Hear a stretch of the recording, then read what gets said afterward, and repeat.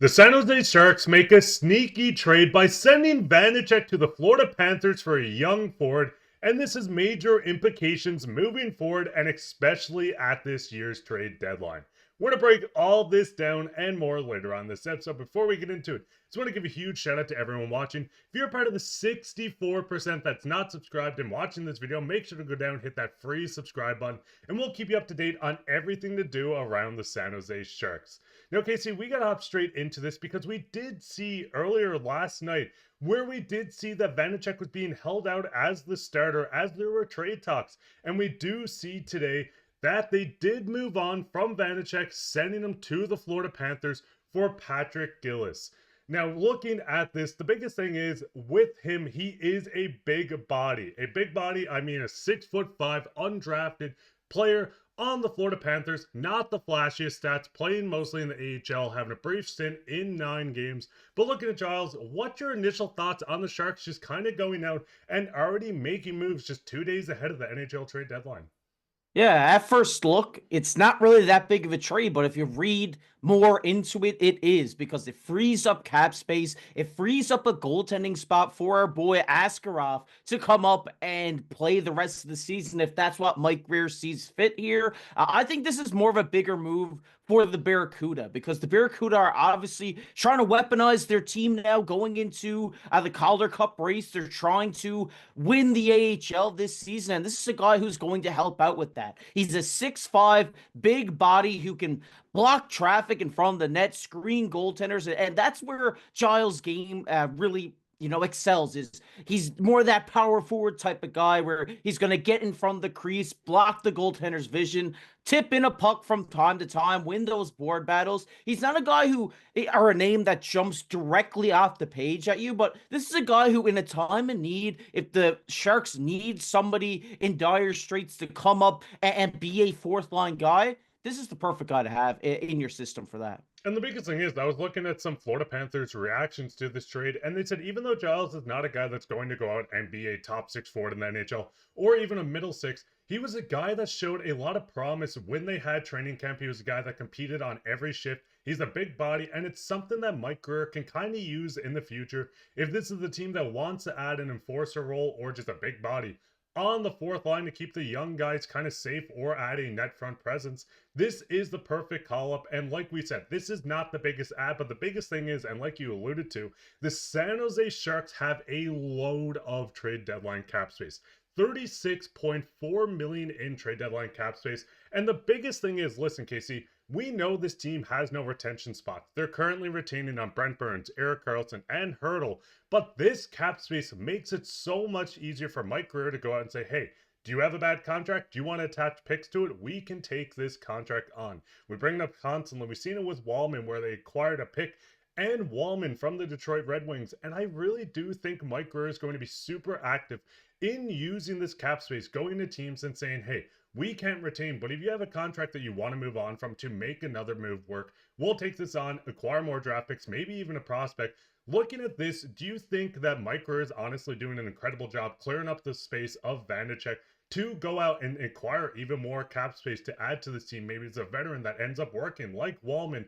Do you think Mike Grier is going to just continuously add more contracts on a 1-year deal, even a 2-year deal, to acquire more pieces for the future of this team? Yeah, definitely. I mean, we talked yesterday about how a lot of teams are going to be calling Mike Grier because they do have a lot of cap space available. They have over 30 million. That is a lot of cap space going into the trade deadline. And we'll see here coming this trade deadline, a lot of teams kind of have the Sharks as a third team in a lot of deals because, yes, they can't retain, but they can take on an $8 million contract and get a really good pick or prospect back in return. And I think that's what we're going to see from the Sharks this trade deadline. Yes, we're going to get to in a little bit. They do have some players that are potentially going to be moved, but they have a lot of cap space to where if a team like the Toronto Maple Leafs wants to take on a great player for their playoff run and they need to dump off some cap, then they come right to San Jose saying, hey, can you take this $5 million guy on? We'll give you a second round pick. then that's what's going to happen. I think he's going to be taking a lot of calls, not maybe calling a lot, but I think he's going to be very active at this trade deadline. It's going to be interesting to see, who comes to San Jose, because I expect a big cap dump coming this trade deadline. And the biggest thing is there's so many names still on this team that are rumored to be moved on. I mean, just looking at the forward group, Cunning's guy, Nico Stern, there's so many names on this. Casey, looking at these two guys, would you be surprised if they're moved within, say, the next 24 hours? Or could you see maybe a tiny bit more for these guys looking, or a team, I should say, looking for some veteran leadership to add to their bottom six to compete for a Stanley Cup? Yeah, I think we are going to see one of these guys moved. I'd be surprised if both of these guys stay here after the trade deadline is over, because there are a lot of contending teams right now looking for bottom six forwards, playoff guys that add a little bit of grit, but also the scoring potential. And that's what you're getting with Cunnin and Sturm here. Sturm is a great guy on the faceoffs, right? If a team is saying, hey, we want a guy who is lights out on the faceoff dot, then Sturm is a guy that is going to go out and win the faceoffs for a team, and that's crucial in the playoffs, is winning faceoffs, whether it's in your own zone, whether it's in the other zone. They need a guy there who can go out there and win those faceoffs. I think they're going to be taking a lot of calls on this guy. These guys, I wouldn't be surprised if both of them go, but definitely I would see one of them go here at the trade deadline. And I mean, it doesn't even stop with the forward group. Looking at the defense, the biggest name, Mario Ferraro, has been just approached, it seems, by multiple teams wanting to acquire him. This is a piece where I think the Sharks will get the most value from a player. This could be as high as a first-round pick, as he isn't an expiring deal, and we know a lot of teams want to take on contracts that they can keep for more than just the season. Rentals are nice, but the biggest thing is, with a young piece in Ferraro, this could fetch you as far as a first-round pick, maybe even a prospect attached to it, because teams are looking to keep players. With the cap going up, players are going to want raises, so a $3 million contract for a guy that can play in your top four or even your bottom four.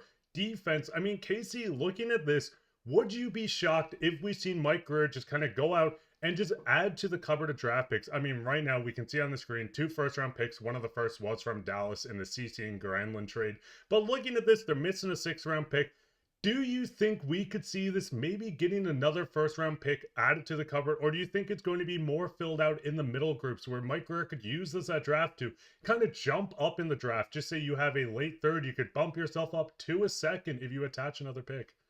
It's always great to have picks. I mean, we just seen it most recently work out for the Montreal Canadiens, where their GM went out, acquired a bunch of picks. He used it to make the trades he wanted. He used it to make the picks that he wanted. And I think that's what we're going to see here in San Jose. I think we're going to see a lot of these guys that we've been talking about over the last month moved here at the trade deadline and getting picks back in return. When it comes to Mario Ferraro, I think you got to start at a conditional first-round pick for this guy, or a high-end prospect. I think we're going to see Mike Grier acquire a lot of draft capital here. So then when the offseason does come, he can kind of say, hey, we want to make a trade for this guy. Hey, we want to use these picks to bring in our guys that our scouts are telling us are going to be good picks. I think having more draft capital is the way to go here. And I think we're going to see a big trade deadline out of San Jose. It's not going to be a big trade deadline in terms of we're getting a big name guy here. We're getting a lot of picks, which is going to lead to us potentially getting a big name guy in the offseason.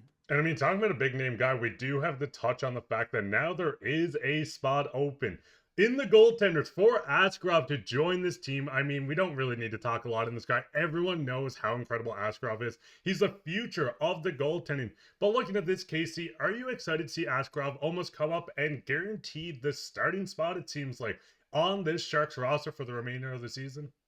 No, I'm excited. I think Askarov is probably one of the best goaltending prospects in the NHL to date. So getting him up, getting him that experience towards the end of the season is going to be crucial for his development. I also wouldn't be surprised that if Mike Grier says, hey, maybe we leave him down, that gives the Barracuda a better shot at winning the Calder Cup this season. It will be interesting to see what they do here, but it would be cool to see him come up with Georgiev, kind of learn from his experience. Those guys share the crease for the rest of this season. If Georgiev doesn't get traded, because we're already seeing one goalie go, I wouldn't be surprised if we see the other one go. There's going to be a lot of trades coming for San Jose, but I'm excited for Askarov. I think this guy is going to be a goalie of the future for this team, and if we see him for the rest of the season, Sharks fans are definitely going to be very delighted. And the biggest thing is, we could record this video and the next thing you know, the Sharks go out and trade for another goaltender just to take on a captain. But what's your guys' thoughts on this trade? I know the trade itself is not very big,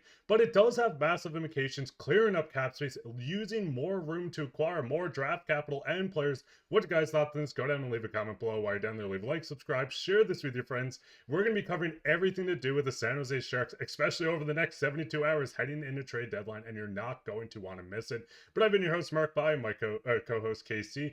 Take care.